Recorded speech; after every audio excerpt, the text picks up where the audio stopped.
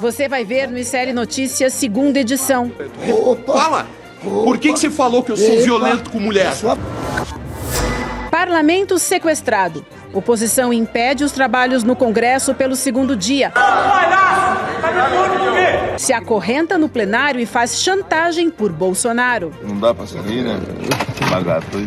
Nós estamos aqui acorrentados. O tarifaço tá valendo. Governo Lula aciona a Organização Mundial do Comércio contra a taxação e China sai em defesa do Brasil. Sem diálogo. Não é assim que nós estamos acostumados a negociar. Lula diz que não vai se humilhar, ligando para Trump. O presidente da República não pode ficar se humilhando para outro. E vai debater o tarifaço com os BRICS. Estamos preparando como é que nós vamos lidar com as empresas brasileiras que vão ter prejuízo nessa situação. O ICL Notícias, segunda edição, está no ar.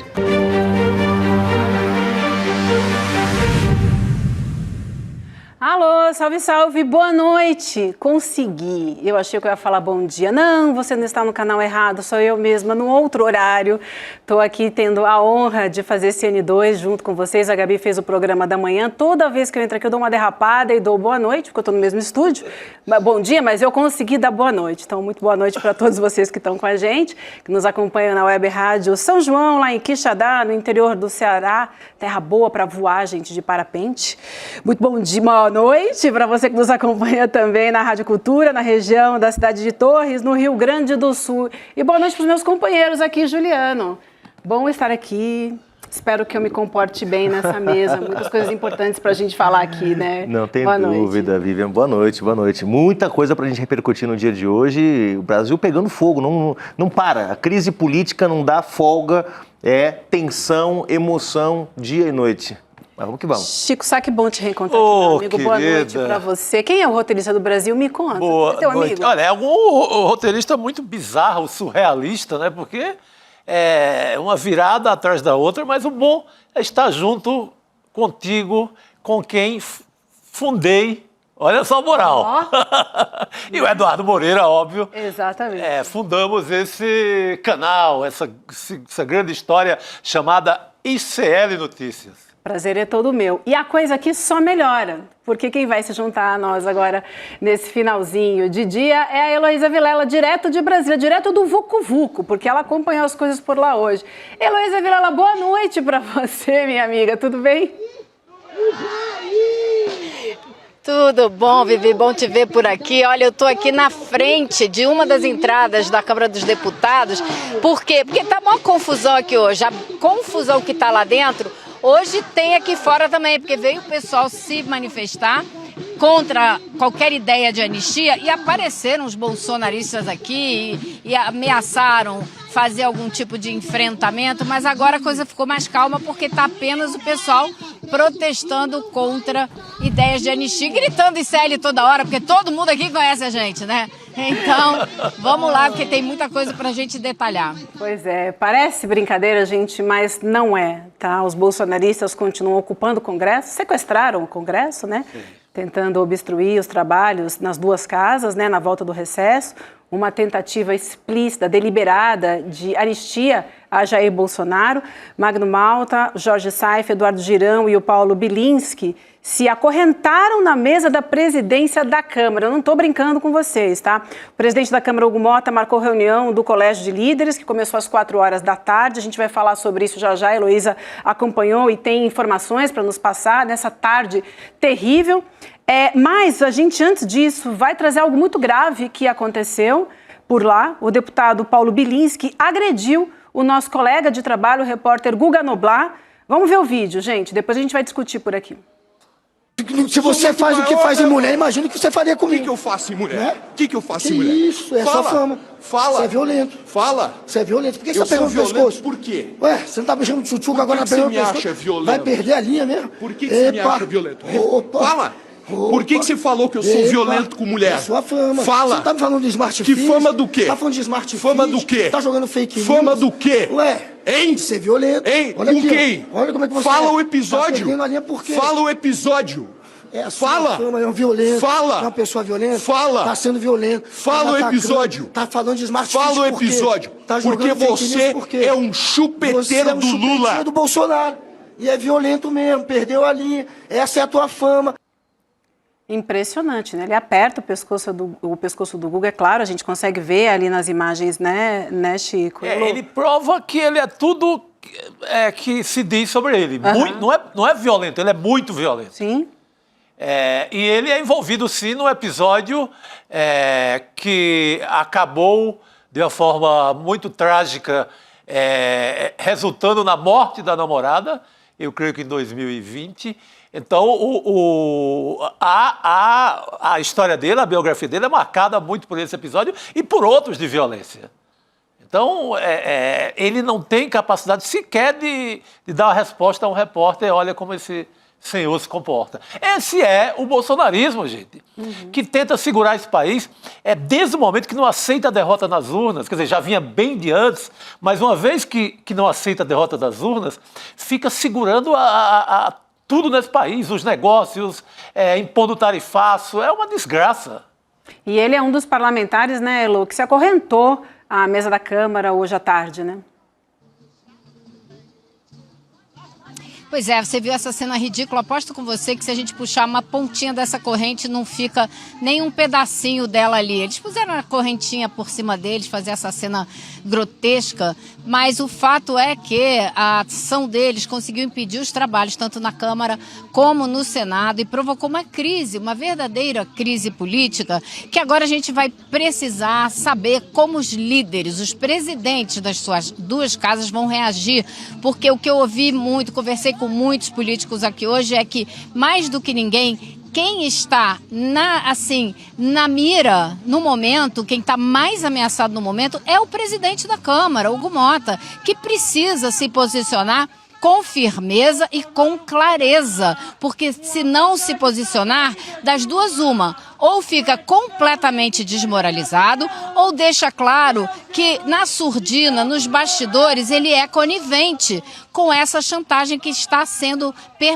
perpetrada aqui no Congresso Nacional agora. Então, a resposta dele vai ser muito importante. E tem, assim, vários políticos dizendo que ele tem que responder hoje. Ele tem que retomar a cadeira dele ainda hoje.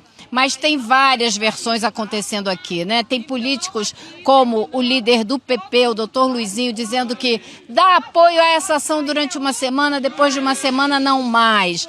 Tem o pessoal do PT dizendo, não, ele tem que retomar a cadeira agora, porque senão a moral dele é que vai sair completamente estraçalhada desse processo.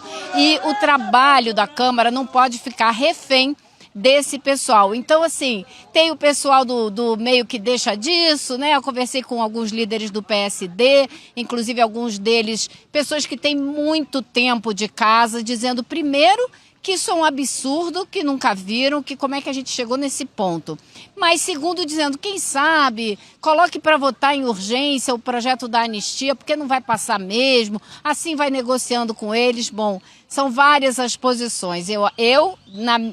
Do meu ponto de vista, acho que não tem que ter conversa com sequestrador, não tem que pagar resgate, tem que ir lá, tomar a cadeira de volta e botar esse pessoal, né, no lugar deles, que é uma discussão no Conselho de Ética, se tem que ter punição para eles todos. Sim, a gente vai trazer depois as conversas que a Heloísa Vilela teve durante o dia de hoje, mas queria te perguntar, Juliana, a gente está falando de um sequestro e também de uma chantagem. Enquanto isso, pautas importantes estão travadas, né?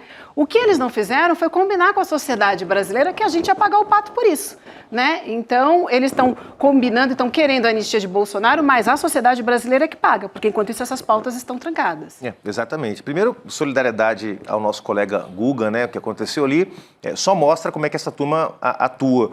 E é importante lembrar, tá? Tem um processo em estágio avançado de cassação contra o deputado Glauber Braga, que foi agredido por um arruaceiro do MBL, né, que fez nada nem comparável com o que o Guga fez. O Guga estava fazendo uma entrevista, lembrou o histórico violento desse deputado, e o sujeito pegou ele pelo cangote e arrastou ele durante vários metros, como as imagens mostram. Então, vamos ver se a Câmara vai dar o mesmo tratamento para o Bielinski que está dando para o Glauber Braga, né, há quase um ano já, com uma espada sobre a cabeça, com o processo de cassação já em estágio avançado. Mas dito isso, Vivi, Chico, Heloísa, ontem muita gente estava avaliando que isso era uma performance, que isso ia durar até 8, 9 da noite, depois eles iam para casa e ia ficar assim. Nós estamos vendo que não é isso. A Heloísa foi muito feliz. É uma chantagem para valer, não é uma brincadeira. Não vai ter a volta do recesso parlamentar. Isso é muito grave. Realmente isso nunca aconteceu, né? Houve aí já momentos simbólicos em que um setor subiu. Teve até, na época, a esquerda mesmo, quando o Eduardo Cunha era presidente da Câmara, teve uma ocupação simbólica ali das mulheres, a gente lembrou disso ontem, mas isso que está acontecendo, de impedir de verdade o funcionamento da Câmara, isso é inédito. É claro, a gente sabe, e a Vivi lembrou aqui, que nós temos um impasse do governo com o Centrão em relação a projetos importantes. Então, para o Centrão também não é o fim do mundo que esse processo se estenda mais um pouco, porque o Centrão quer negociar com o governo a liberação de emendas, quer negociar com o governo a votação do imposto de renda, da isenção para quem ganha até R$5 mil. Quer dizer, projetos importantes para o governo, como lembrou a Vivian aqui. Agora, de fato, é muito chocante a postura, né, no mínimo covarde, do Hugo Mota e do Davi Alcolumbre. Acabei de ver uma notícia que o Davi Alcolumbre parece que transmitiu a aliados de que não vai aceitar que essa situação continue por mais tempo. Não sei como ele vai resolver isso, se ele vai chamar uma reunião para fazer algum tipo de entendimento, se ele vai chamar a Polícia Legislativa, que sempre é usada e acionada para bater em manifestante, para bater em sem-teto, para bater em sem-terra, para bater em gente que vai para a Câmara pressionar a Câmara a favor de pautas que são de interesse dos trabalhadores. Vamos ver como é que vai ser. Agora, de fato, nós estamos diante de uma situação que é inédita. Isso nunca aconteceu. A gente tem a notícia aqui que você acabou de falar, né, do Otávio Guedes, do G1, e ele diz o seguinte, aqui o presidente do Senado disse a senadores durante a reunião de líderes que aconteceu hoje na quarta-feira à tarde, que não vai aceitar ou ceder a chantagens. Até abrindo aspas aqui exatamente, não vou aceitar chantagens, não vou aceitar ser ameaçado, e o Senado voltará a funcionar, não abrirei mãos de minhas prerrogativas. Elô, vai voltar a funcionar quando? Pois é, eu acho que a gente está vendo atitudes bem diferentes do presidente da Câmara e do presidente do Senado. O Alcolumbre, por exemplo, já tinha soltado uma nota em papel timbrado do Senado dizendo que isso tinha que acabar. O Hugo Mota nunca soltou uma nota em papel timbrado da Câmara. Ele simplesmente fez uma postagem na internet muito em cima do muro e tal. Agora, hoje, todos os dois reuniram os líderes da Câmara na casa do Hugo Mota e do Senado, na casa do Alcolumbre, para discutir essa situação. E a disposição de muita gente é sair de lá direto para cá, chamar o maior número possível de representantes para retomar as mesas das duas casas. Vamos ver quem vai bancar isso. Agora, só queria chamar a atenção de vocês por uma coisa que me ocorreu hoje, que é o seguinte: a gente está aqui, eu particularmente, há 2 anos acompanhando o que é esse Congresso Nacional. Vocês brincam comigo que eu tenho que tomar sal de fruta e tal, por isso mesmo, porque o nível das agressões só escala. E o que a gente está vendo aqui agora é o ápice desse momento. Tudo foi permitido até aqui. Quem foi o deputado expulso com mandato cassado por conta do discurso violento e das atitudes violentas, né? Isso não aconteceu. Então as coisas foram evoluindo de uma maneira muito ruim e chegou a esse ponto onde eles se sentem no direito de sequestrar a mesa da Câmara e a mesa do Senado. E isso é um absurdo, mas isso é uma construção que não foi barrada lá atrás, quando deveria ter sido barrada. É igual a Jair Bolsonaro defendendo o torturador no Congresso Nacional e saindo livre, leve e solto. Deu no que deu. Então a gente tem agora, nesse exato momento histórico, a possibilidade, tanto para Hugo Mota quanto para Davi Alcolumbre, de dar um basta nisso tudo e começar a colocar a vida política do país em outros trilhos, no lugar em que ela deve estar, do debate civilizado, da troca de ideias distintas, diversas, opostas, não importa, mas colocá-las no lugar certo do debate e aí da votação. Quem tiver os votos leva, e quem puder negociar e ajeitar um pouco, vamos conceder aqui, você concede ali, é isso que a gente precisa, é isso que se espera que os líderes das duas casas façam a partir de agora. Mas eu tenho muita esperança que isso aconteça Não, precisava expulsar aí uns 40 caras, pelo menos. A Heloísa conversou hoje à tarde com o deputado do PT, Lindbergh Farias, sobre o que está acontecendo agora no Congresso, né? E ele disse o seguinte, que esses parlamentares só vão conseguir o isolamento. Vamos assistir, depois a gente comenta por aqui. Como é que a pessoa vai dar uma vitória numa pauta como essa porque ocuparam, porque usaram força? Aí é desmoralização total. Então não tem jeito, eu tenho certeza que com 500 deputados aqui, hoje à tarde, se o presidente vai para assumir, ele tem a autoridade, eles vão levantar da cadeira. Eles vão levantar da cadeira, é isso que tem que fazer.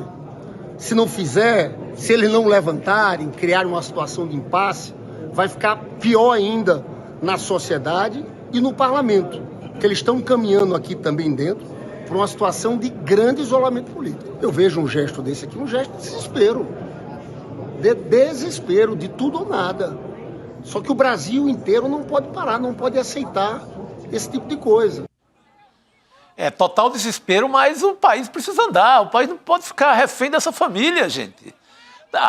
O destino jurídico do Bolsonaro não pode paralisar o país. Você já tem o traidor da pátria, o filho dele com o neto do ditador, na Casa Branca, em Washington, paralisando, de certa forma, parte da economia do Brasil. Hoje mesmo eu vi uma reportagem sobre o setor de calçados aqui de São Paulo, começa a ter desemprego por causa de irresponsáveis como o Eduardo Bolsonaro e o Paulo Figueiredo, que foram cavar, lutar desesperadamente por um tarifaço cruel contra o Brasil. Aí você ainda tem no capítulo nacional esse povo lá paralisando qualquer votação no Congresso. Tem que ser polícia legislativa no lombo dessa gente. É ridículo. A imagem do Magno Malta ele acorrentado numa cadeira de rodinha, gente. Palhaçada, né? Não, total. E a Elô lembrou muito bem, gente. Nós estamos falando aqui de uma Câmara que foi incapaz de caçar Daniel Silveira, foi incapaz de caçar, mais recentemente, o Gustavo Gayer, foi incapaz de caçar o Gilvan da Federal, que... Para caçar o Brasão foi tá um parto, sim. Né? Uma coisa que não termina nunca, essa novela do Chiquinho Brasão, que é o mandante do assassinato da Marielle. Esse é o nível da Câmara dos Deputados. Ninguém nesse Conselho de Ética é punido. Agora, uma jornalista da grande imprensa comentou hoje, e eu estava assistindo, dizendo o seguinte, é verdade, o Davi Alcolumbre e o Hugo Mota contaram com os votos do PL para serem eleitos. É base eleitoral deles, é verdade.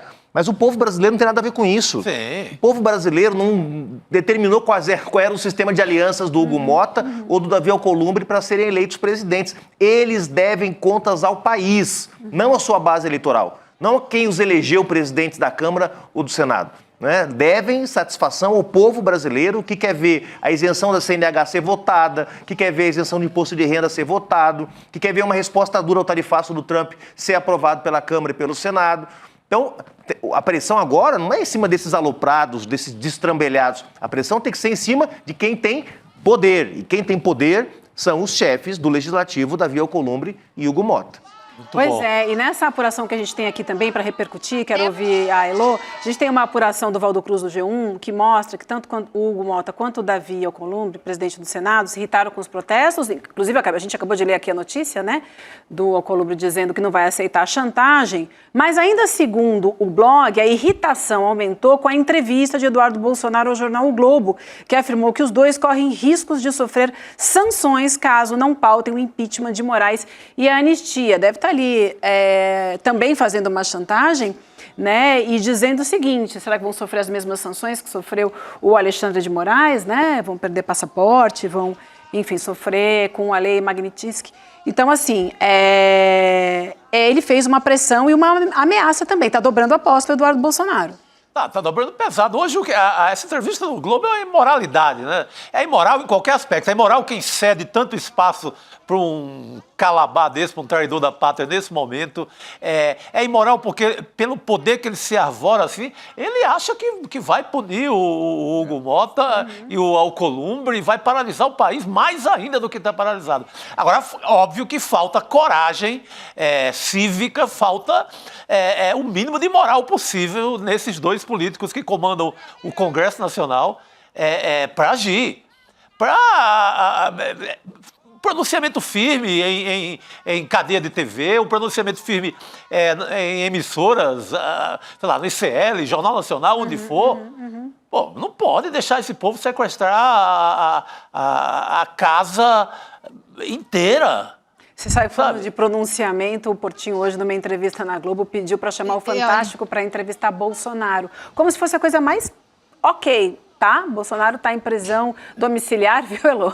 E aí ele falou, não, por que o Fantástico não vai lá entrevistar o Bolsonaro? Aí eu fico aqui pensando, né, gente, na verdade, se qualquer um de nós aqui, se a gente tivesse infringido uma decisão judicial, o que aconteceria com a gente? Porque no fundo, é isso que eles estão pedindo, né? A anistia para um cara, para um ex-presidente que infringiu uma decisão judicial. Se fosse comigo, com a Elô, com o Juliano, com você, onde estaríamos, Elô, agora? Exatamente, isso é um absurdo, não tem o menor cabimento. E pior, eu acho que, repito, o que está ameaçado hoje dentro desse Congresso Nacional é a liderança dos dois presidentes da casa. Quem elegeu eles não importa mais, eles são os presidentes. Então, eu acho que a gente vai ver uma diferença de conduta, porque o Alcolumbre já é um político muito mais experimentado. Ele já foi presidente do Senado e voltou agora. Ele não vai permitir que a autoridade dele seja questionada, ameaçada dessa maneira. Duvido. Deixo aqui a minha aposta. O Hugo Mota é uma incógnita. A gente não sabe como ele vai reagir, porque ele tem sido muito vacilante desde que tomou posse. Ninguém nunca sabe exatamente de que lado ele está, como ele vai agir. Às vezes ele surpreende negativamente, bota para votar coisas de uma hora para outra que não estava combinado, como foi aquela medida do IOF. Então ninguém sabe até que ponto ele vai querer realmente fortalecer o papel dele como presidente ou se ele, na verdade, está abraçando esses fascistas. Então, para mim, o grande assunto dessa crise toda, talvez um dos mais importantes, é o dia D do Hugo Mota. Ele vai apostar no jogo democrático ou vai abraçar de vez os fascistas da extrema-direita? A resposta a gente vai ver já, porque não vai demorar. Pois é, gente. Agora, eu queria conversar aqui um pouquinho também, Elô, com a Elô e com vocês, sobre esse tal de pacote da paz. Vocês ouviram falar disso? Tem o pacote da paz, Diz pacote da paz que começa com a cabeça, pedindo a cabeça do Alexandre de Moraes. Pois é uma apuração do G1 também, que diz que parlamentares do PL procuraram ministros do STF com esse tal de pacote da paz. Segundo a Sadia, a apuração é dela, a demanda foi levada ao Supremo pelo Sóstenes Cavalcante, pelo senador Rogério Marinho e pelo presidente do partido, o Valdemar Costa Neto. Um dos ministros ouvidos pela coluna reagiu com a seguinte frase: "Vocês estão vivendo no mundo fora do esquadro." Totalmente, né? Porque se eu vou negociar a paz, eu já vou com um pedido na cabeça do principal ministro, pelo menos o ministro de maior visibilidade do Supremo, que ontem dizia o alarde inteiro, partindo óbvio de lá de dentro de algum dos ministros, era que o Alexandre de Moraes estava completamente isolado. Completamente isolado, estávamos à beira de ver a prisão do Bolsonaro ser revogada porque ele não tem moral nenhuma mais no Supremo. Hoje a gente já viu que a coisa não era tão assim. Né? Pode até ter um ou outro descontente, mas o Gilmar já referenda a decisão do Moraes logo cedo, fala com todo mundo, acalmou um pouco essa boataria em torno da fragilidade do Alexandre de Moraes. Mas pacote de paz com pedido de cabeça? Onde? Agora, até as emas do Palácio da Alvorada sabem quem foi que vazou esse negócio de que a decisão do Moraes causou desconforto entre os ministros. Tem um ministro no Supremo que vaza tudo para a imprensa, sim. É amigo dos grandes jornalistas aí, das grandes emissoras, mas não vem ao caso. O que eu queria ressaltar aqui é o seguinte: por que eu acho que esse pacote da paz, que na verdade é o pacote da impunidade, tem que ser olhado com uma certa atenção? A apuração da Malu Gaspar, confirmada por várias fontes, ontem aconteceu uma reunião entre ministros do Supremo e alguns líderes políticos do Centrão, basicamente, tá? O Davi Alcolumbre à frente, na casa do Rodrigo Maia, ex-presidente da Câmara, para aliviar a tornozeleira eletrônica do Marcos Duval. O que isso tem a ver com o Bolsonaro? Porque a decisão que levou a aplicação das cautelares sobre o Marcos Duval não foi referendado pelo Senado. E teve uma vez que isso aconteceu com Aécio Neves, ainda na época da Lava Jato, em que o Senado revogou a cautelar imposta ao Aécio porque não tinha sido consultado. Então tem um precedente. Foi uma decisão considerada um pouco mal amarrada do Alexandre de Moraes. Então ontem teve uma reunião de ministros do Supremo com chefes políticos do Centrão para discutir como lidar com o Marcos Duval. O que isso significa? Significa que há canal de negociação. Ou seja, a ideia de que as decisões do Supremo estão totalmente livres de influência política não é verdadeira. Porque há muita pressão em cima do Supremo para que o Supremo faça concessões. Até agora, o Alexandre de Moraes tem sido bastante firme, mas a pressão vai aumentar. E eu acho que é por isso, Elô, que está por trás desse silêncio vergonhoso, ou do quase silêncio vergonhoso de Hugo Mota e Davi Alcolumbre, porque estão tentando ter canais de negociação para dar alguma migalha para o bolsonarismo para tentar desarmar essa situação, fazendo aquilo que a Elô mencionou aqui, covardemente negociando com o sequestrador, ao invés de encontrar o sequestrador, liberar o refém e prender o sequestrador, estão negociando quantos R$1.000 que eles podem entregar para o sequestrador. Exatamente. Elô, você começou hoje a sua fala aqui com a gente. Eu acho que pode ter havido aí um ruído de comunicação. Vai, Elô, vai. Não, acho que pode ter havido um ruído de comunicação entre essa história do Marcos Duval e a história do Bolsonaro relativa à Suprema Corte, mas fato é que quando o ministro Alexandre de Moraes impôs as cautelares, depois botou a tornozeleira eletrônica no Bolsonaro, ele deixou muito claro na decisão, e a decisão foi referendada pelos colegas do Supremo, que se houvesse nova ação para burlar as cautelares, que ele ia partir para uma medida mais severa. Isso foi aprovado pelos colegas. Então, eu acho que seria um pouco curioso se houvesse mal-estar por ele ter cumprido a palavra dele, que estava sacramentada em preto e branco no papel e aprovada pelos colegas. Agora, a melhor forma de resolver isso é ele botar logo a primeira turma para votar, porque vai referendar a decisão dele e aí desfulaniza a discussão, né, Elô? Porque aí não é mais o Xandão, o xerife, não. A primeira turma referenda as medidas cautelares, né, tanto em relação ao Bolsonaro quanto outras que tiverem para ser julgado, e aí tira esse bode da sala. Ele não tem, pela regra do Supremo, ele não tem obrigação de fazer isso, mas seria de bom tom. Vai ter recurso, certamente, né, para o plenário, para a primeira turma, né? Ele vai ter oportunidade, então, de mostrar que tem o apoio, e eu acho que tem mesmo, né? Gente, só explicar para vocês, quando eu e a Lu, a gente conversa aqui, é que tem um pequeno delay, uma demora, então às vezes a gente uma fala em cima da outra, mas é por isso. Outro recado importante para dar para vocês é que a gente mostrou a agressão sofrida pelo Guga, e o Guga vem conversar com a gente ao vivo daqui a pouquinho no N2 sobre essa agressão. Mas, Elô, eu falava o seguinte, você começou hoje, uma das primeiras falas aqui foi falando da chantagem, né?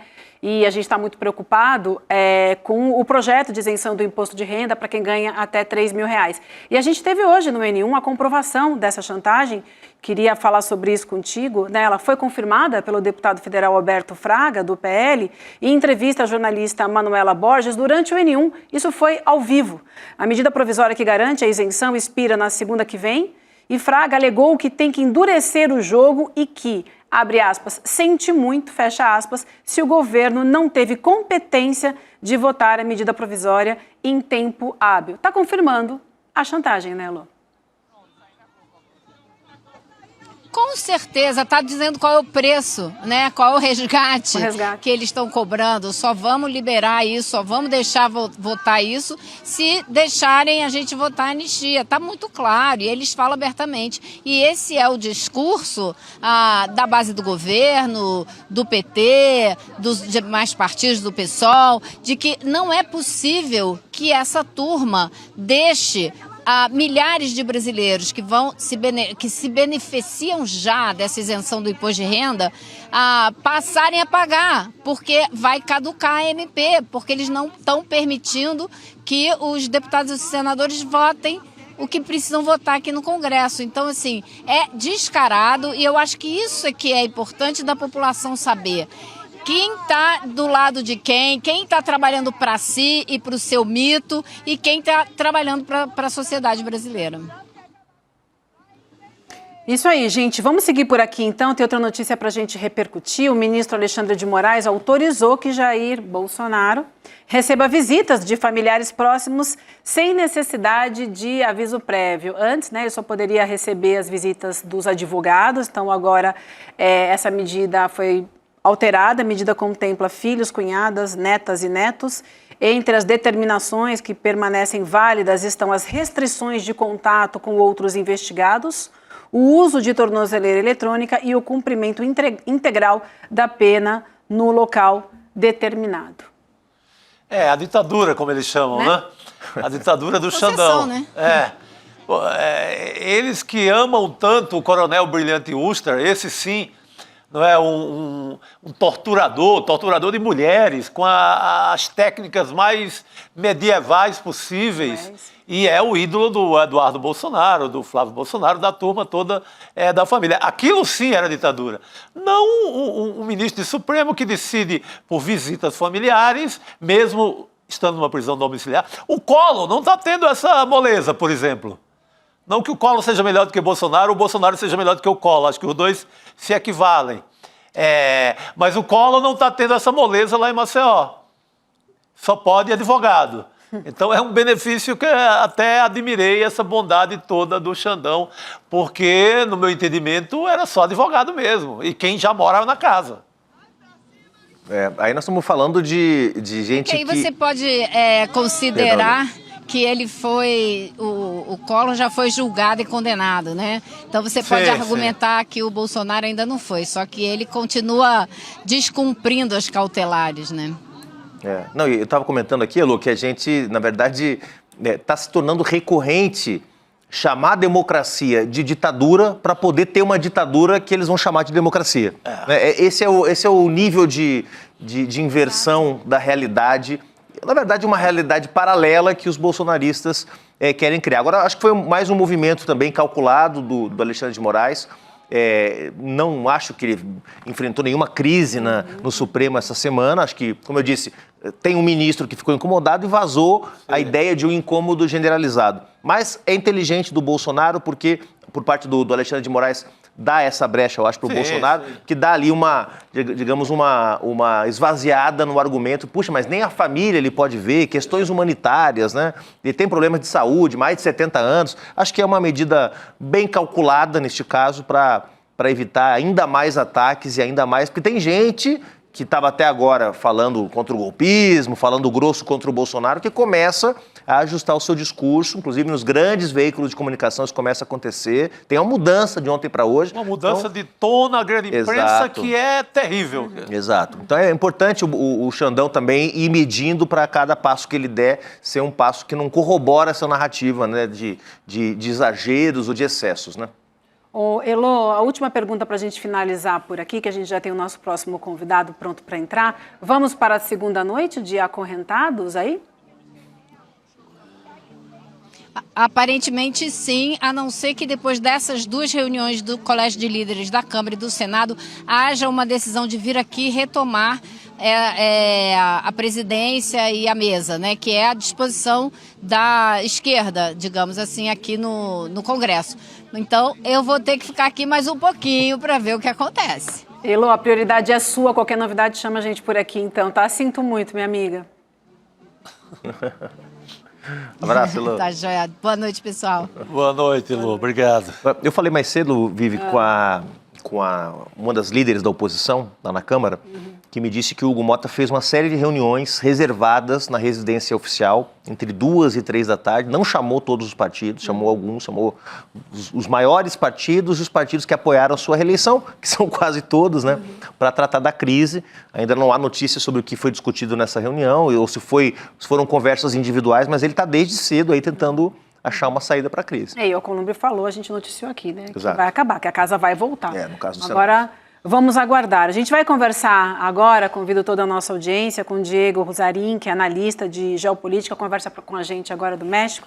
Diego, seja bem-vindo ao ECL segunda edição. Boa noite para você. Obrigada pelo seu tempo e compartilhar com a gente aqui. Obrigado a vocês pelo convite, um prazer. De que lugar você fala exatamente? Você está no México, né? Então, sim, na verdade eu sou brasileiro, mas eu moro fora Sim. do Brasil há aproximadamente há uns 25 anos e agora faz 7 anos que eu estou morando no México, no norte do México, perto da fronteira com os Estados Unidos. Tá bem, obrigada então. Vamos lá. O tarifaço entrou em vigor, hoje era o dia, né? E aconteceu para valer. O governo brasileiro acionou a Organização Mundial do Comércio contra as taxas que foram impostas por Donald Trump. A nota do Itamaraty destaca que o Brasil está aberto às negociações, mas que ao impor as sobretaxas, os Estados Unidos ferem compromissos firmados na OMC. A gente tem um trecho, eu quero ler para vocês. E aí a nota do Itamaraty diz assim: ao impor as citadas medidas, os Estados Unidos violam flagrantemente compromissos centrais assumidos por aquele país na OMC, como o princípio da nação mais favorecida e os tetos tarifários negociados no âmbito daquela organização. Acionar a OMC não dá garantias de solução. A avaliação, inclusive, é que a organização perdeu a relevância nos últimos anos. A decisão de recorrer ao órgão está mais atrelada ao fato de que o presidente Lula quer marcar posição em favor do multilateralismo. A gente quer te ouvir, qual é a sua análise, se essa nota faz sentido e se esse contato com a OMC, enfim, tem alguma possibilidade de ajudar nessa negociação ou se realmente é mais uma movimentação do governo enfim, tentando... Mas é mais uma movimentação sem tanta efetividade, na verdade. Sim, é importante a gente lembrar que tudo isso está acontecendo num momento histórico numa proliferação de um bloco geopolítico alternativo à hegemonia global anglo-capitalista anterior. Então, nesse movimento, que a gente tem que entender como um movimento de placas tectônicas, a história está se mexendo para um lugar novo. Então, a gente cresceu, na maioria dos telespectadores que vão estar escutando essa conversa hoje, a gente cresceu na promessa da Pax Americana, né, naquela ordem mundial onde os Estados Unidos sempre operou como um tipo de polícia internacional e ele promovia ou garantia um tipo de ordem no sentido de direito e direito positivo, a maneira em como as leis guiavam o comportamento da humanidade. Não porque eles tivessem uma superioridade moral, mas porque eles tinham uma superioridade de violência, uma hegemonia sobre a violência no mundo. O que está acontecendo hoje é que com o surgimento do bloco do BRICS, acontece uma ruptura histórica, né? O surgimento de novos metamodos de produção, novas organizações sociais e políticas, e isso põe em jogo a hegemonia e a garantia do poder que antes estava no capitalismo central anglo, que está principalmente centralizado nos Estados Unidos e nas leis americanas. Então, todos aqueles desdobramentos ideológicos do liberalismo americano que criaram um tipo de estabilidade desde os anos 70, Ronald Reagan e Margaret Thatcher até hoje, eles estão mostrando o seu efeito real no mundo. Essas leis, elas sempre estiveram em lugar não para defender um tipo de justiça internacional ou defesa às soberanias dos diferentes países participantes. Não. Essas leis, que são desdobramentos da lógica metafísica liberal, sempre estiveram lá para proteger os interesses do capital. Os interesses do capital, num amplo sentido, são os interesses dos países desenvolvidos do norte global em contra dos países colonizados economicamente e culturalmente do sul global. Então, eu acho que essas instituições, pouco a pouco, cada uma delas, e não somente as que estão relacionadas diretamente à economia e ao controle e ao cumprimento dos contratos, elas vão perdendo credibilidade. Do mesmo jeito que os Estados Unidos está perdendo credibilidade. A democracia americana está perdendo credibilidade, a ONU perde credibilidade, o genocídio do povo palestino revela a incapacidade e insuficiência das instituições internacionais para levar a cabo o que a gente considerava como realmente um direito internacional. Então, eu acho que isso deveria, de alguma maneira, explodir a bolha do brasileiro, pelo menos, em perder aquele fetiche pela... visão utópica da democracia americana. O sonho americano hoje é um pesadelo, ele não é replicável, ele não é escalável e ele não é desejável. Muito menos para o Brasil, que é um país que está no sul global e tem condições materiais históricas muito diferentes aos Estados Unidos como uma formação em um império colonial depredador. Então, a minha leitura desse tipo de... É mais posturing que nada, é mais postureo, sabe, que as pessoas fazem com esses encabeçados. Ele ainda, para mim, ele é como se fosse uma nostalgia histórica do poder e da relevância dessa Pax Americana, que, como eu falei no começo dessa explicação, não existe mais. A gente tem que acordar desse pesadelo e olhar para um novo mundo onde a ordem de justiça multipolar ela vai ser garantida pela multipolaridade dos poderes. E não pela centralidade do poder do que era antes um domínio hegemônico violento dos Estados Unidos em contra do resto do mundo. Muito bem, vocês têm alguma pergunta? Não, acho que é isso. Nós estamos diante de muitas mudanças, né, Vivian? E de fato, essas mudanças se refletem nos resultados eleitorais que a gente tem tido mundo afora, mudanças de blocos, e acho que a gente pode repercutir muito tempo aqui o que o Diego está nos trazendo, né, sobretudo no que diz respeito às dificuldades que esses sistemas de resolução de controvérsia podem ter para se efetivarem, né? Quer dizer, em geral, há uma crise do multilateralismo, isso muita gente tem analisado, e, portanto, acho que o que o Diego está trazendo aqui é que essa crise do multilateralismo não vem do nada, ela é incentivada por forças políticas, por projetos que têm aí a intenção de levar à frente o seu poder, né? Muito bem, gente. Diego, quero seguir aqui com você mais um pouquinho, então, para conversar sobre a China. A gente quer ouvir tua análise também. Donald Trump, nesse contexto, né, de Donald Trump querer comandar o mundo e ditar as regras globais, países tentam entre si criar novos acordos e parcerias, o Brasil também, né, para diminuir a dependência dos Estados Unidos, Canadá e México e Brasil, China principalmente. Hoje o país asiático voltou a defender o Brasil numa ligação do ministro das Relações Exteriores da China com o embaixador Celso Amorim. Sem citar os Estados Unidos, o ministro chinês disse que a imposição de tarifas excessivas é uma prática intimidatória e que viola a Carta das Nações Unidas e as regras, é claro, né, da OMC. A gente lembra que, além das declarações, a China também abriu mais espaço para as exportações de café no Brasil, autorizando que mais de 180 empresas possam vender o produto ao mercado chinês. Esses rearranjos vão formando uma saída, não? Claro, o que acontece é, de fato, né, de novo, a gente pode voltar na leitura de que essas leis, elas foram colocadas no lugar para proteger uma ordem estabelecida de assimetrias de poder. Então, é estranho porque a gente tem que pensar sempre que a formação das instituições e das leis, ela não acontece no vazio. Ela acontece já sempre dentro de uma simetria histórica de poder. Então, depois da Segunda Guerra Mundial, uma série de acordos entre os países que foram vitoriosos depois da Segunda Guerra Mundial, principalmente depois do Tratado de Bretton Woods, que foi fundamental para entender a formação econômica depois da Segunda Guerra. Como o Walter Benjamin falava, a história é contada pelos ganhadores. É estranho a gente sempre olhar para a história e falar, pô, que interessante, né? Sempre ganham os bons. Claro, porque os bons são os que controlam os meios com o qual a história é contada. E como eles foram os ganhadores, de alguma forma, eles também tiveram o poder e a simetria acumulada de poder historicamente para constituir instituições e proteger essas assimetrias de poder. Então, a lei, ela não pode ser pensada como um abstrato no vazio, senão que a lei, inclusive historicamente, ela é constituída para proteger uma série de assimetrias históricas. O pensamento crítico sempre tem que ir a contrapelo, se fala na filosofia, né? A gente tem que ler a história a contrapelo, ou seja, no sentido de por que essas leis existem para proteger essas assimetrias históricas. O que acontece é que também a formação econômica dos Estados Unidos, como um império depredador, ele sempre dependeu do abuso sistêmico dos outros, dos oprimidos, dos perdedores, dos subalternos. Então a história da formação econômica e política dos Estados Unidos é uma história de abuso e violência, né? E sistêmica contra o mundo inteiro. Inclusive é importantíssimo que o povo brasileiro tenha isso em mente, os Estados Unidos não têm aliados, os Estados Unidos têm subordinados e inimigos. Os Estados Unidos não têm aliados. Historicamente, os Estados Unidos não têm aliados. Inclusive, é fácil a gente olhar para a Europa hoje, e o caso da Europa é uma evidência histórica irrefutável desse argumento. A Europa, que é o aliado dos Estados Unidos nessa história, está recebendo tarifas igual que o resto do mundo e está sendo obrigado a fazer investimentos nos Estados Unidos e mandar dinheiro para os Estados Unidos, fazer transfer de tecnologia e perder competitividade para manter esse lugar artificial dos Estados Unidos como domínio hegemônico histórico. Então, os Estados Unidos não têm aliados, os Estados Unidos têm inimigos e subordinados, tá?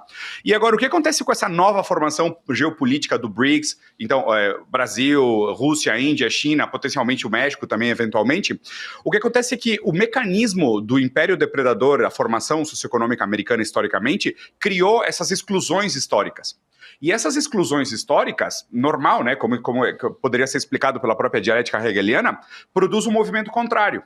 Então, são tantos os excluídos e é tanta a violência que, eventualmente, os excluídos vão falar, tem mais gente aqui fora do que lá dentro. Uhum. Se a gente se organizar, a gente vai ter alguma coisa a dizer em contra do opressor. Né? Uhum. Então, inclusive, agora, de fato, o que o presidente Lula anunciou há pouco tempo, que ele vai ter um encontro com o Mob da Índia, com o Xi Jinping da China, com o Putin da Rússia, para falar, olha, todos nós estamos sendo vítimas de sanções econômicas. Então a gente tem que sentar, negociar como a gente vai sair dessa, se apoiando por fato de a gente ter uma coisa em comum. Nós somos vítimas de sanções econômicas. E eu acho que nesse sentido eu gostaria de fazer a conclusão do meu ponto aqui, a minha observação.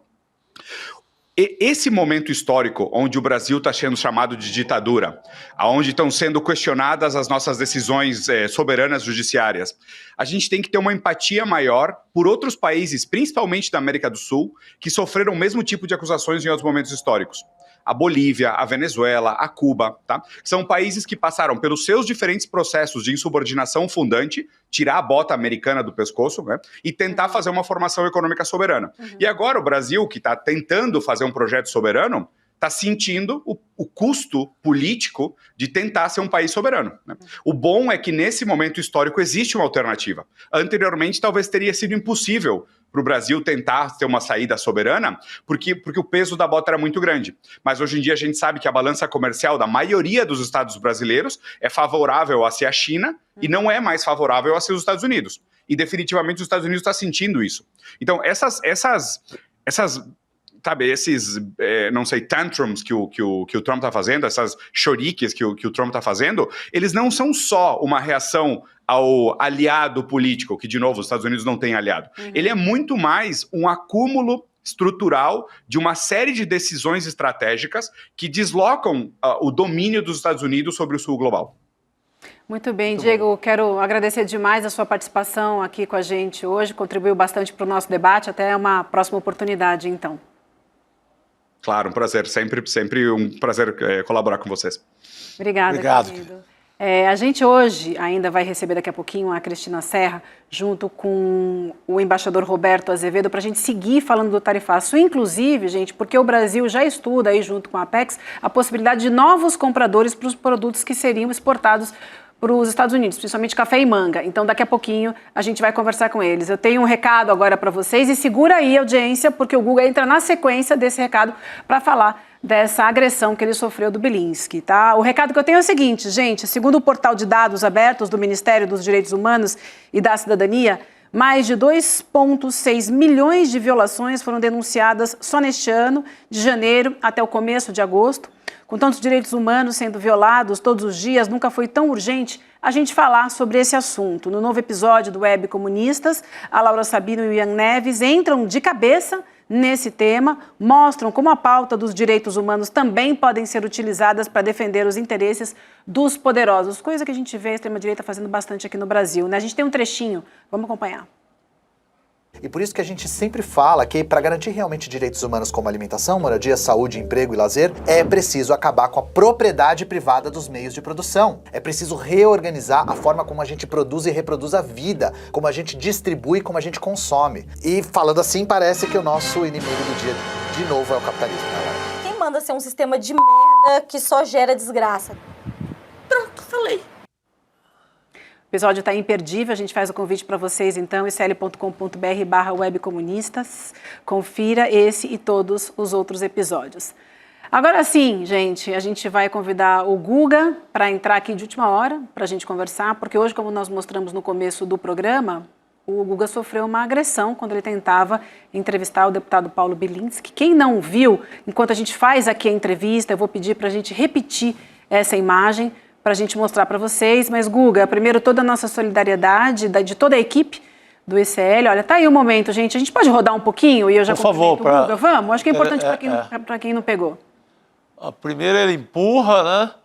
Fala, você é violento. Por que você tá pegando o pescoço? Por quê? Ué, você não tá beijando o tchutchuca agora Por que você me acha violento? Vai perder a linha mesmo? Por que você me acha violento? Fala! Por que você falou que eu sou violento com mulher? É sua fama. Fala! Você tá me falando de Smart Que Fit? fama do quê? Tá falando de Smart Fit? Fama do quê? Tá jogando fake news? Fama do quê? Ué, hein? De ser violento. Hein? Olha Com aqui, quem? Olha como é que você Fala é. o episódio. Tá perdendo a linha por quê? Fala o episódio. É a sua Fala! fama, é um violento. Fala! É uma pessoa violenta. Fala! Tá sendo violento. Fala o episódio. Tá falando de Smart Fit. Fala o episódio. Tá porque jogando fake você news por quê? é um chupeteiro Você é um do Lula. chupeteiro do Bolsonaro. E é violento mesmo, perdeu a linha. Essa é a tua fama. Tá aí, então, para você que não acompanhou, a gente mostrou no comecinho do programa, isso foi hoje, o Guga tá aqui. Então, Guga, nossa solidariedade em primeiro lugar, meu amigo.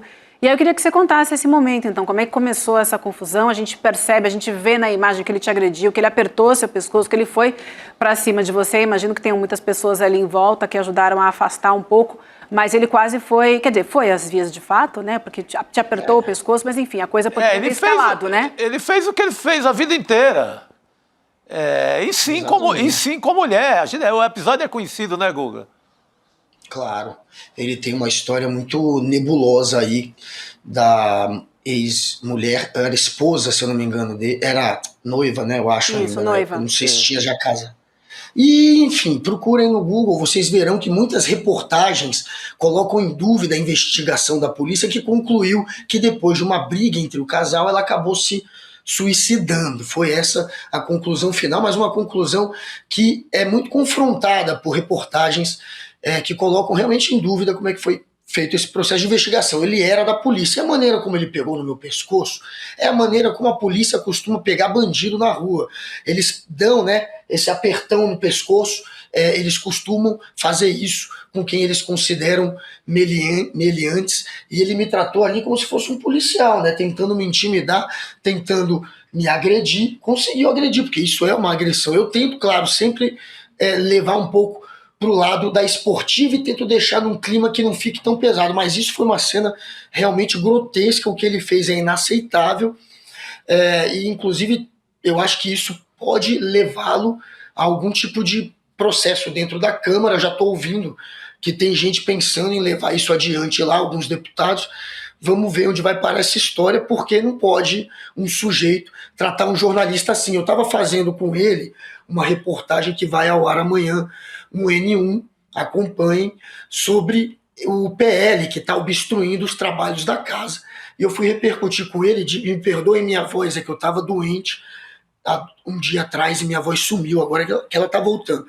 E aí eu fui falar sobre o PL, o partido PL, que está obstruindo os trabalhos, e também sobre o tarifaço do Trump, sobre a sabotagem que está acontecendo, feita inclusive pelo Eduardo Bolsonaro contra o país. E aí foi nesse momento que eu falei sobre o antipatriotismo que está colando hoje na direita por conta dessa sabotagem, que ele começou a me atacar, me ofender, a falar do Lula, a falar de maneira grotesca, como se eu tivesse relações, algum tipo de relação com o Lula. Foi uma coisa baixaria.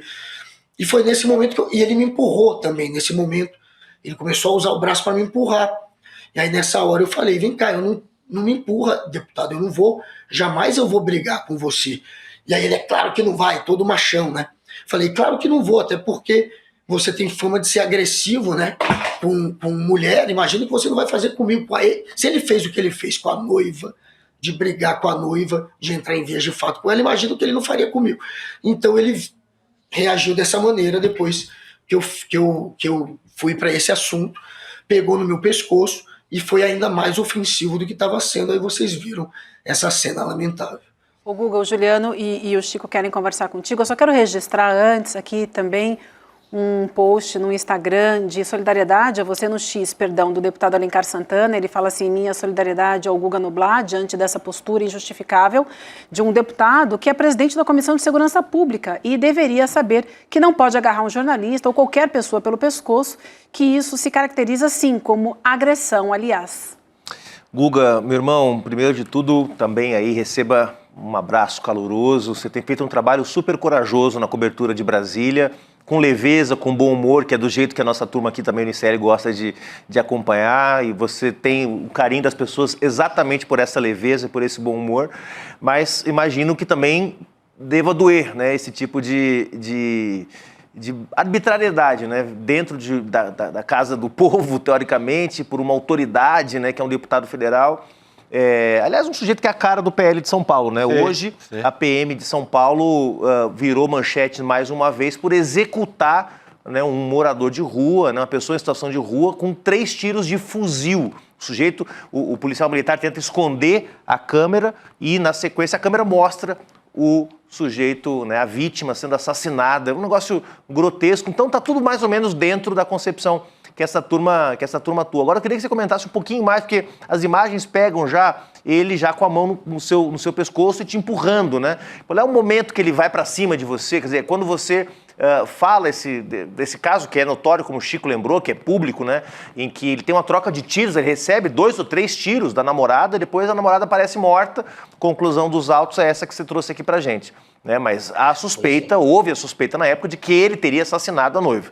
Então o que eu queria te perguntar, e atuado em legítima defesa, né? Veja se um policial não ia atuar em legítima defesa, obviamente. O que eu queria te perguntar é qual é o momento exatamente que ele perde as estribeiras? É quando você menciona esse episódio ou quando você fala alguma coisa ainda relacionada aos eventos da conjuntura?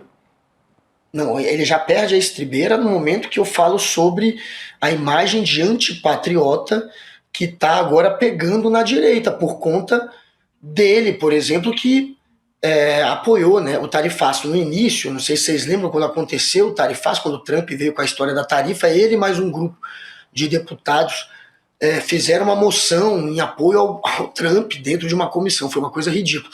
Mas eu nem entrei nesse detalhe da moção, eu só falei, vem cá, e essa imagem de antipatriota que está colando por conta da tarifa, a tarifa que você também foi a favor. Ele, a partir daí, já começa a ser ofensivo. E ele me empurra, ele joga o corpo para cima de mim, e eu falo, vem cá, deputado, você tá me empurrando, não precisa me empurrar, não vou brigar com você. E aí ele fala, é claro que não vai, como se eu tivesse medo dele. Mas enfim, ele começa a ser agressivo no momento que eu estou falando sobre as tarifas, sobre a imagem de antipatriota que a direita está agora ganhando por conta dele, por exemplo, e do Eduardo Bolsonaro. Foi nesse momento que ele perdeu a linha e acabou, me empurrando e sendo ofensivo, e aí eu acabei indo para a história. Ele foi muito grosseiro, né, desde o início, desde o primeiro momento. Ele, assim que começa a entrevista, quando eu estou ainda falando de patriotismo e de tarifa, ele já começa a tentar jogar história de eu fazendo atos sexuais com o Lula numa academia, uma coisa extremamente bizarra. Ele falou isso bem no início da entrevista. Aí eu acabei fazendo a pergunta, falando que eu não brigaria com ele e citando esse caso nebuloso da morte da esposa, da noiva dele. Antes de você falar, Chico, eu queria só aproveitar e ler um trecho, gente, da nota oficial do Instituto Conhecimento Liberta sobre a agressão do Guga Noblat, sofrido pelo deputado Paulo Bilinski. Eu vou ler um trecho, tá? Esse comunicado é grande, mas acho que é muito importante a gente dividir isso, compartilhar com vocês. Então, o Instituto Conhecimento Liberta vem a público manifestar sua total indignação e repulsa diante do comportamento violento, baixo e intimidatório do deputado estadual Paulo Bilinski, ocorrido durante um evento público no qual estava presente o jornalista do ICL, Guga Noblat. Paulo Bilinski foi expulso da Polícia Civil de São Paulo por ter divulgado um vídeo com apologia ao estupro e ao racismo. Em discurso na Câmara dos Deputados em 23, ele homenageou seu bisavô que lutou na Segunda Guerra Mundial em uma divisão nazista na Ucrânia. O deputado não está apenas desrespeitando o parlamento e a imprensa, está atentando contra as bases da democracia. O Instituto Conhecimento Liberta vai acionar o deputado judicialmente em todas as esferas cabíveis, cíveis e criminais, além de pressionar o presidente da Câmara, Hugo Mota, para proceder à cassação do seu mandato. O ICL não espera a covardia da presidência da Câmara neste momento e também informaremos formalmente o Ministério Público e as demais entidades de proteção à imprensa e à integridade de jornalistas. Não aceitaremos intimidação, não aceitaremos violência como ferramenta de debate público. O ICL não tem medo. É uma nota assinada pelo Leandro Demore, que é o nosso diretor de jornalismo. Chico. Nota forte, né? Muito bem escrita, vai no ponto certo, lembra o currículo desse sujeito. Vê o currículo dele, Guga. Apologia ao estupro. Ligações familiares com o nazismo. Então é esse tipo de criatura que age da forma que agiu contigo. O Guga, no pleno exercício do jornalismo, o Guga se refere a um episódio mais que público. Tem foto, vídeo, ele ali sob a bandeira do trumpismo, apoiando o tarifaço. Não há como desmentir esse fato. Isso é uma pergunta feita em cima de uma coisa que acabou de acontecer. Então, ele só tem como argumento essa violência que ele agiu com o método totalmente dos tiras da polícia aqui de São Paulo. Ou da PM quando pega um adversário muito frágil. Porque com o PCC eles agem como gatinho, mas quando pega um morador de rua desprotegido, por exemplo, matam como acabaram de fazer aqui em São Paulo nesses últimos dias. Então, uma ação típica da polícia do Tarcísio, uma ação típica de toda a turma do PL, do partido dele ultimamente, que tem sido covardes, traidores da pátria. É esse sujeito que agiu dessa forma contra o bravo Guga Noblar, a quem eu deixo meu abraço forte, solidariedade, e não vão nos calar, Guga. É isso aí, Guga. Obrigado, Chico. Obrigado a todos. E olha, acompanhe amanhã no N1, que tem o Gustavo Gayer também tentando defender essa sabotagem do PL ao Congresso Nacional e à democracia. Isso é uma continuação do golpe, eles tentarem ocupar, porque isso não é nem uma obstrução, o que eles estão fazendo é uma ocupação realmente para não deixar acontecer os trabalhos até que se passe a anistia, uma chantagem absurda, inaceitável. Então tem o Gayer, tem o Bibo Nunes, que de certa maneira perdeu a linha também, apesar da gente ter uma relação bacana, ele fala comigo, né, cada um de um lado, mas ele fala.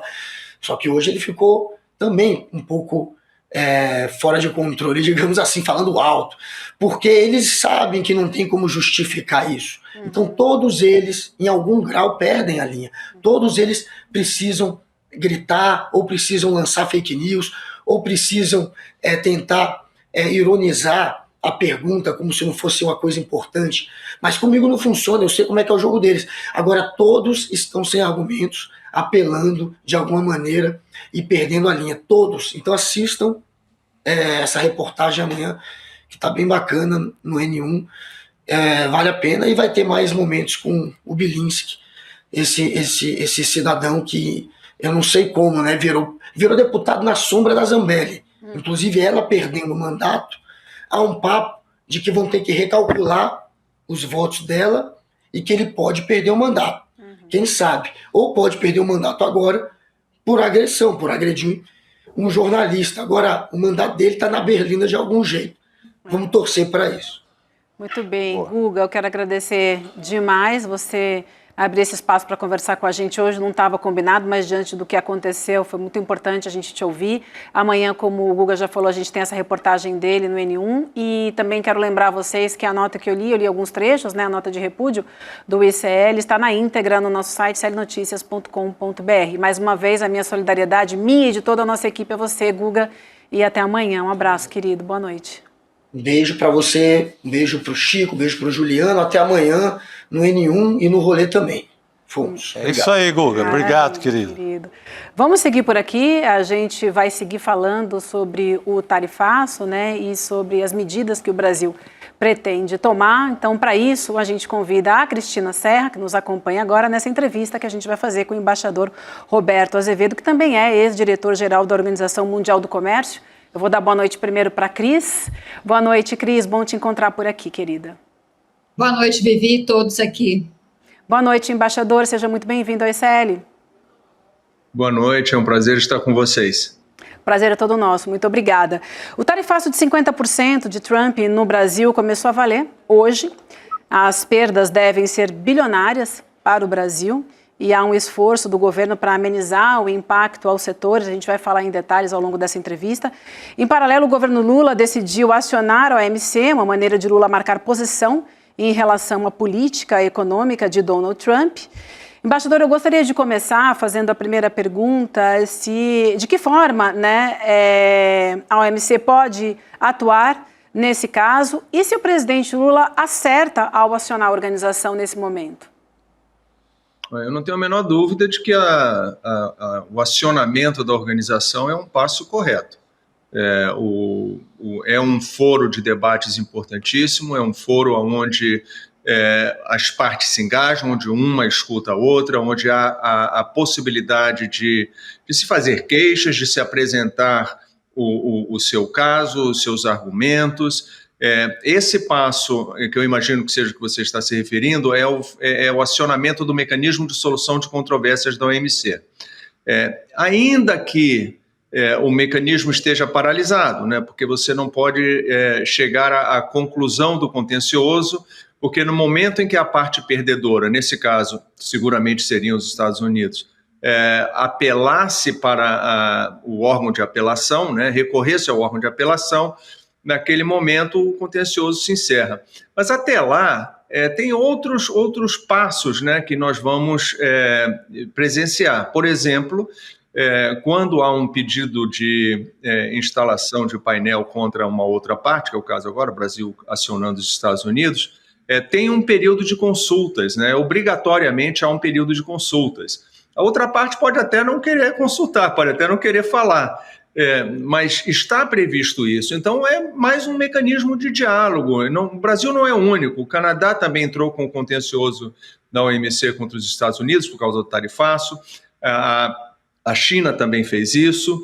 E esses contenciosos todos ainda estão na fase de consultas. São, se eu não me engano, 60 dias de consultas. Se não houver entendimento, aí você passa para a parte de litígio propriamente dita, instalação do painel, apresentação dos casos e, eventualmente, o resultado seria arbitrado, né, pelo painel. Esse resultado que é arbitrado provavelmente seria apelado pelos Estados Unidos, se chegarmos a esse ponto, e aí, nesse ponto, o contencioso fica paralisado pela ausência da instância de apelação. Muito bem, obrigada, embaixador. A gente vai ouvir também, o Chico tem perguntas para o senhor, o Juliano também, e a Cris, queria começar com a Cris, então. Cris, por favor. Embaixador, eu queria a sua análise sobre o seguinte: o presidente Trump age completamente à margem das instituições multilaterais. Eu queria a sua análise sobre, digamos assim, esse modus operandi do Trump, em que medida isso pode levar a uma implosão, ou se não uma implosão, a um enfraquecimento do multilateralismo na área do comércio. E queria saber também a sua análise da seguinte questão. A gente está vendo o tarifaço contra o Brasil, né, associado à ingerência numa questão interna do Brasil, porque o tarifaço está explicitamente vinculado à extinção do processo contra o ex-presidente Bolsonaro no STF. Isso poderia criar um precedente para que outras nações ajam assim em disputas comerciais, indo a esse grau de ingerência em questões internas de nações soberanas?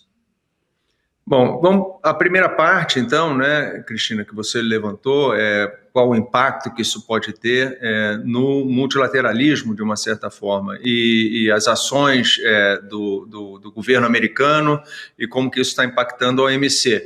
É claramente uma situação em que você presencia uma administração nos Estados Unidos que entende que o sistema internacional de nações, seja no seu lado político, seja no seu lado econômico, político, né, com a ONU e todos os organismos da ONU, a OMS, UNCTAD e todos os outros, o econômico, onde você tem essencialmente a OMC, estão todos enfraquecidos e o argumento americano, evidentemente, a visão americana é de que esse sistema que foi montado por inspiração deles, né, dos Estados Unidos, no pós-guerra, em 1947, quando foram criados as entidades de Bretton Woods, né, FMI, Banco Mundial, o GATT, né, que hoje é o OMC, eles acham que esse sistema não funciona mais a favor dos Estados Unidos, que esse sistema prejudica os Estados Unidos. E, portanto, eles não têm mais interesse em preservar esse sistema. Na minha opinião, o caso da OMC, por exemplo, esse enfraquecimento ele não é uma consequência apenas das ações do presidente Trump. Os Estados Unidos tiveram a oportunidade, por exemplo, durante o governo Biden, foram 4 anos do governo Biden, né, de arrumar a OMC, de voltar a retomar o mecanismo de solução de controvérsias da OMC. Ele não fez isso. E muitas pessoas me disseram, não, quando o Trump sair, a gente resolve isso no primeiro mandato, né? E eu falei para as pessoas, eu falei, gente, já há uma reclamação há muito tempo dos Estados Unidos que não gostavam dos resultados. É uma grande potência, não gosta de ver suas leis, suas ações, suas iniciativas internas questionadas por uma entidade supranacional, né, internacional. Então eles não gostavam nada disso. E quando o Trump entornou o caldo, o Biden deixou como estava, o Trump voltou e está piorando. Então isso eu acho que a gente não verá mais a OMC como ela era antes. Eu acho que ela terá que ser reinventada de alguma forma. E a reinvenção da OMC passa também pela reinvenção do sistema multilateral como um todo. Já havia dificuldades no sistema, nós todos sabíamos disso, né? Quem estava no sistema via essas tensões dentro do sistema. E era necessário a gente corrigir, trabalhar para melhorar, para consolidar ainda mais o sistema. Mas, às vezes, para que se faça esse tipo de reinvenção, é necessária uma crise, né? Nós claramente estamos vivendo essa crise agora, mas eu acho que o que quer que aconteça, nós não podemos perder o sistema multilateral, porque o mundo estará muito pior sem ele. Se é ruim com ele, sem ele é um desastre absoluto. Então, nós temos que fazer um esforço adicional, as nações têm que se envolver nesse esforço. Neste momento, está cada um cuidando do seu, essa é a realidade. Eu estive lá recentemente, está todo mundo tentando preservar suas relações com os Estados Unidos, de minorar o impacto dessas tarifas que não estão afetando só o Brasil, né? Estão afetando o mundo inteiro. Mas quem sabe num segundo momento a gente consegue ver uma coesão maior, uma coordenação maior entre as nações para poder reorganizar o sistema multilateral, que é muito importante.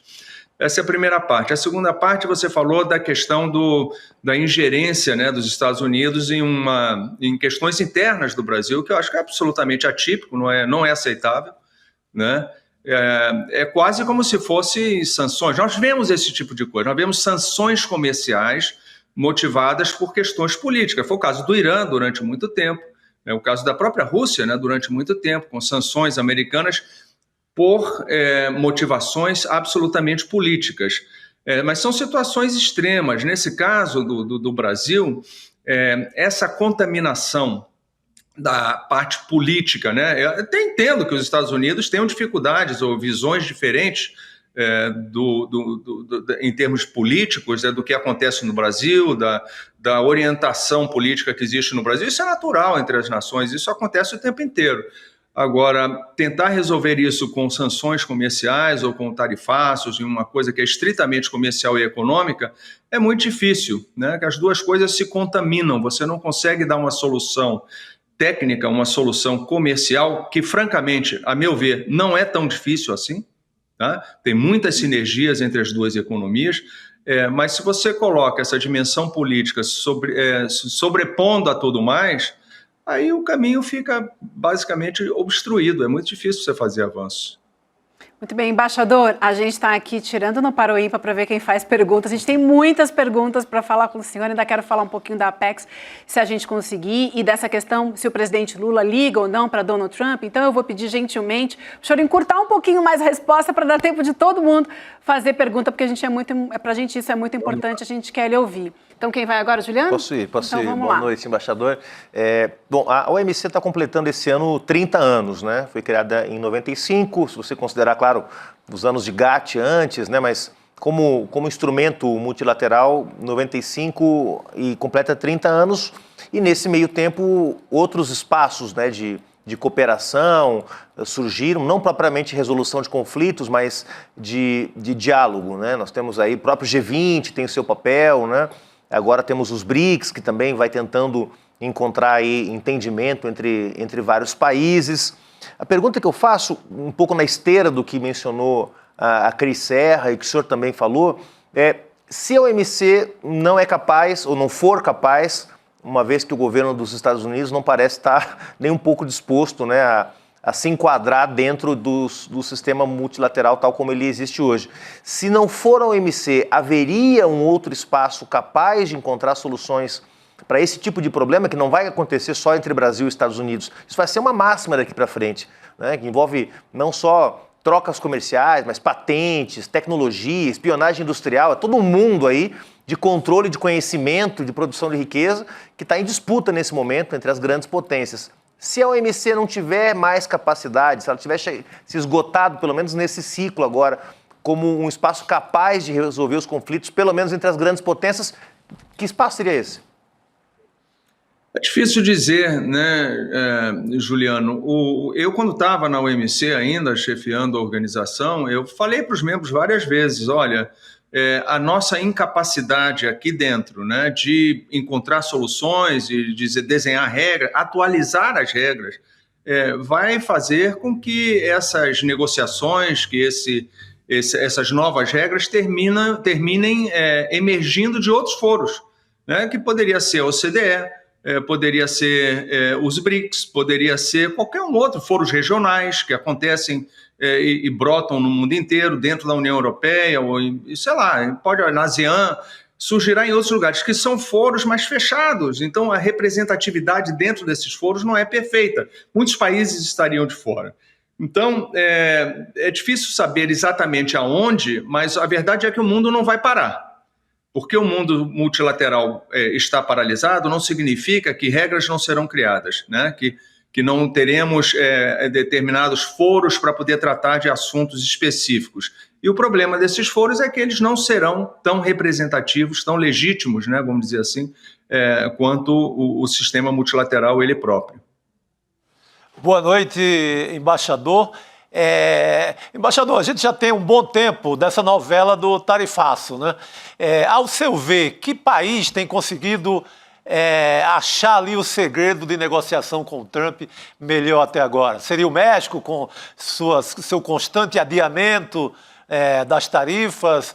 Qual país o senhor acha que negociou ali com um padrão de excelência até agora? Ou não existe manual para enfrentar o Trump?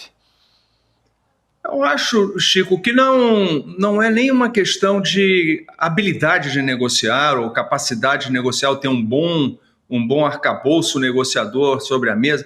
É uma questão de interesse, né? Quer dizer, a China, por exemplo. A China é um exemplo clássico.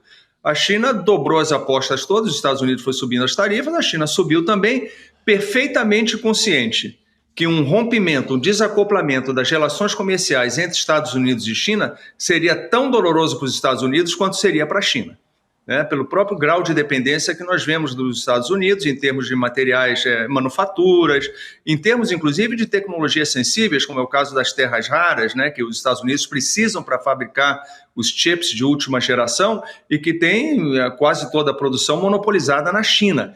Então, esses interesses concretos de parte a parte que facilitam o diálogo com os Estados Unidos, porque os Estados Unidos precisam da outra parte. Na medida em que os Estados Unidos não precisam da outra parte, fica muito mais fácil deles imporem a sua vontade. México, Canadá, União Europeia, China, são todos países que os Estados Unidos precisam manter relações comerciais de algum nível. E eu acho que essa é a força que esses países têm no diálogo com o presidente Trump e com os Estados Unidos. Muito bom. Embaixador, eu queria convidar o senhor junto com a gente agora para acompanhar, para a gente repercutir aqui junto uma entrevista à Reuters em que o presidente Lula disse que não vai ligar para Donald Trump para tratar do tarifaço. Vamos ouvir o que ele disse. A forma civilizada de dois chefes de Estado negociar se ele tinha vontade de tomar essa decisão contra o Brasil, ele poderia ter comunicado ao Brasil, poderia ter ligado, poderia ter proposto negociação, mas nós recebemos o comunicado da taxação de forma, totalmente autoritária. Eu não tenho por que ligar para o presidente Trump, porque nas cartas que ele mandou e nas decisões, ele não fala em nenhum momento em negociação. O que ele faz é nova de ameaças. Um presidente da República não pode ficar se humilhando para o outro. Não há nenhuma articulação contra os BRICS, mas vai ter. Amanhã eu vou ligar para o presidente Modi, depois eu vou ligar para o presidente Xi Jinping, depois eu vou ligar para outros presidentes e vou tentar fazer uma discussão com eles sobre como é que cada um está vendo a sua situação, qual é a implicação que tem em cada país, para a gente poder tomar uma decisão. Embaixador, ajuda a gente a entender, o senhor tem bastante experiência nisso, como é que se negocia com um homem como Donald Trump? Não é óbvio, não é uma coisa simples, porque é um perfil que procura o seu interesse acima de tudo, né? Então, o Make America Great Again é olhar os Estados Unidos de interesse americano apenas, né? E isso não é dito com nenhum pudor, é dito explicitamente, né? E isso é difícil, porque numa negociação bilateral ou numa negociação multilateral, todos têm que ceder um pouco. Se um lado apenas ceder, não há uma negociação, há uma imposição. E é muito difícil você ter uma negociação em que apenas um lado faça concessões. Acontece isso? Sim, pode acontecer. Mas aí em situações de assimetria de poder tamanha, ou de grau de dependência tamanho de um lado com relação ao outro, em que não há qualquer espaço para negociação, passa a ser efetivamente uma imposição draconiana de um lado com relação ao outro. Claramente não é o caso do Brasil, né? O Brasil não tem esse grau de dependência, nesse grau de subserviência, vamos dizer assim, com relação aos Estados Unidos. Então, é difícil você imaginar que o presidente Lula ou qualquer outro governante brasileiro aceitasse uma assimetria dessa natureza como foi colocada pelos Estados Unidos. Agora, não vamos nos esquecer também que o Brasil não é o único, tem vários outros países que se sentem da mesma forma. A grande diferença, porque foram, aquela carta, eu olhei, eu comparei as cartas, eu me dei o trabalho de ir na internet, buscar as cartas que estavam publicadas ali e comparar. É a mesma carta. A carta ela é ipsis literis, a vírgula está no mesmo lugar, está tudo igualzinho. O que muda é, por exemplo, no caso do Brasil, aquele primeiro parágrafo, né? O primeiro parágrafo fala do presidente Bolsonaro. Ou a motivação, né, das tarifas adicionais, que no caso do Brasil, como nós não temos um superávit comercial com os Estados Unidos, pelo contrário, são os Estados Unidos que têm um superávit comercial no Brasil, então a alegação do déficit comercial não era válida, então colocou-se ali a questão das plataformas digitais, da mídia social, e que eram decisões do Supremo, coisas desse tipo, que são difíceis de dar tratamento também, né? Mas o resto da carta é um template, é igualzinho, todas as cartas são muito parecidas. Agora, a dimensão política que foi dada na relação com o Brasil e a associação da dimensão política às negociações comerciais é que é especial. Isso eu acho que só vi no caso brasileiro. Quero passar para a Cris fazer a nossa última pergunta. Isso, Cris, por favor. Eu estava pensando nisso. Porque o embaixador deixou aí uma bola que eu acho importante a gente aprofundar. O senhor falou que negociação, os dois lados têm que ceder. O problema é que o Trump coloca na carta e nas exigências que faz ao Brasil a extinção do processo contra o ex-presidente Bolsonaro no Supremo Tribunal Federal, que é um poder independente. O judiciário brasileiro é independente. E tudo que nós temos visto até o momento, né, pela atuação do relator da ação penal contra Bolsonaro no STF, o ministro Alexandre de Moraes, mesmo sofrendo sanções pessoais, né, ele tem mantido a condução do processo com bastante rigor, sem se importar. Ele mesmo usou a expressão, vou ignorar as sanções, né? Então, quer dizer, a gente fica numa situação, né, o Brasil, eu digo, em relação aos Estados Unidos, numa situação, de fato, num impasse muito grande, porque a exigência, ou se não a principal, uma das principais de Trump, depende de uma decisão de um poder independente no Brasil. Como é que se sai desse impasse? Não é fácil, né, Cristina? O primeiro parágrafo, lembra que eu falei do primeiro parágrafo da carta, que é o parágrafo que fala do presidente Bolsonaro? Aquele é um parágrafo atípico, não está em nenhuma outra carta, de nenhum outro país. E aquele parágrafo, não se faz referência a esse parágrafo no resto da carta inteira. Como eu falei, é uma carta padrão, né, que vai para todo mundo. Então, a rigor, se você for ler ali na letra da carta, ela não diz que para resolver o problema precisa resolver o problema que está no primeiro parágrafo. Isso não é mencionado, né? Então, é uma coisa espúria, não está ali dentro. Essa vinculação política do processo do presidente Bolsonaro com as negociações, ela se dá na prática, mas não na carta propriamente dita, né? E a questão da mídia social, que está lá no segundo parágrafo, se eu não me engano, que fala das decisões do Supremo, isso também aí eu tenho que ser justo, isso acontece o tempo inteiro, tá? Não é a primeira vez que um país questiona, na OMC inclusive, um outro país por decisões judiciais que foram tomadas no outro país, desde que esteja dentro do contexto comercial, né? Por exemplo, uma decisão de uma corte de um determinado país que interpreta que precisa ser aplicada uma tarifa de minimis na entrada do país, parará. O outro país está perfeitamente no seu direito de reclamar e dizer não, essa interpretação viola as regras multilaterais. Não me importa se veio de um poder independente.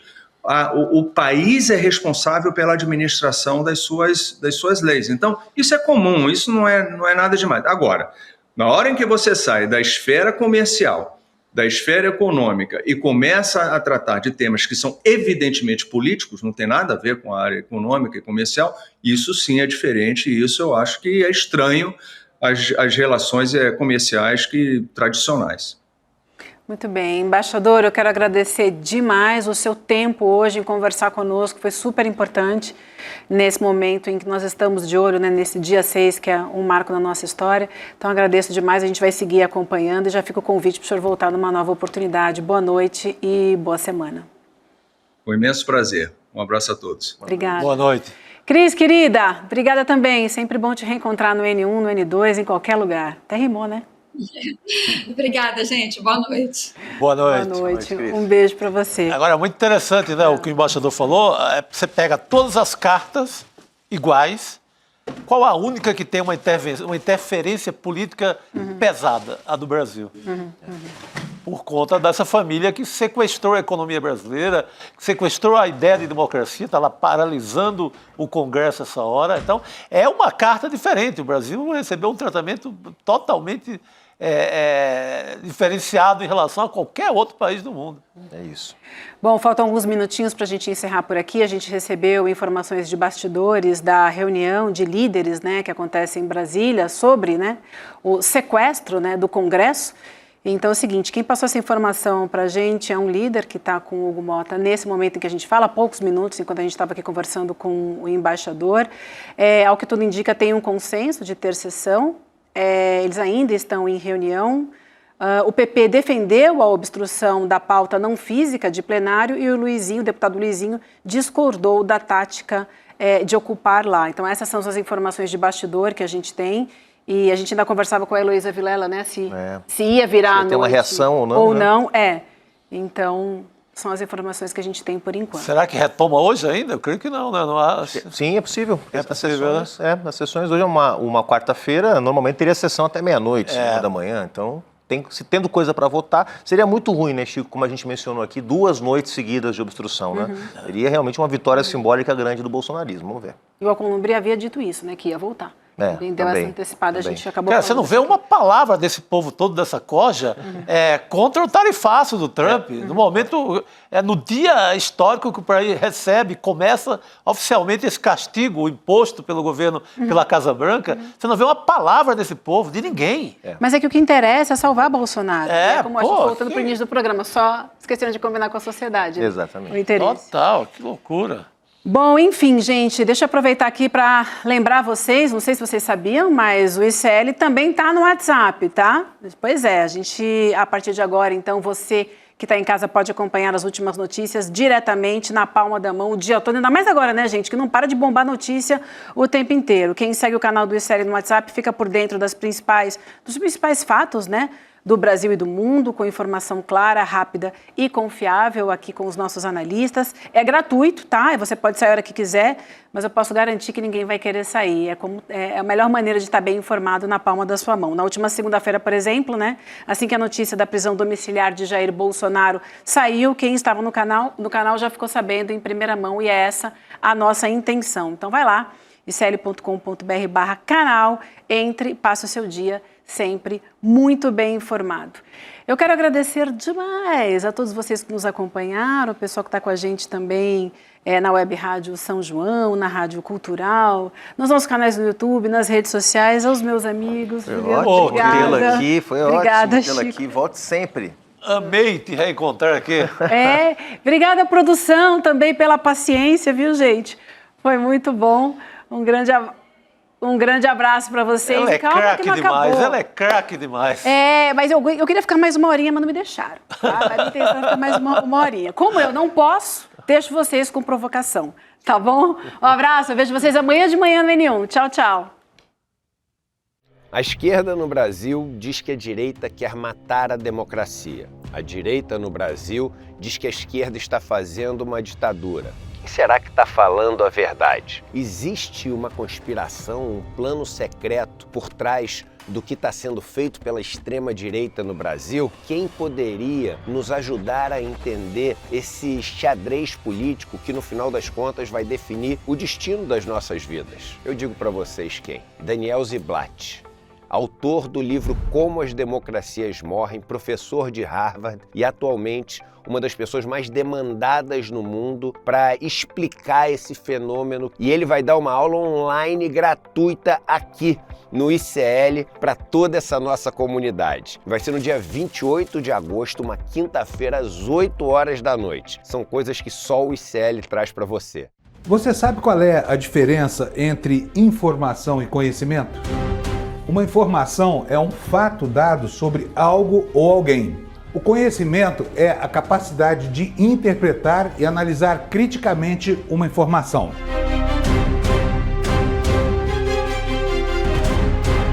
Todas as manhãs, o Desperta ICL analisa os principais fatos do Brasil e do mundo para que você comece o dia muito bem informado e cheio de conhecimento para entender o que está por trás das notícias. Não perca! Desperta ICL todos os dias de segunda a sexta às 7 horas da manhã. Comigo, Fábio Panunzio. Eu espero você.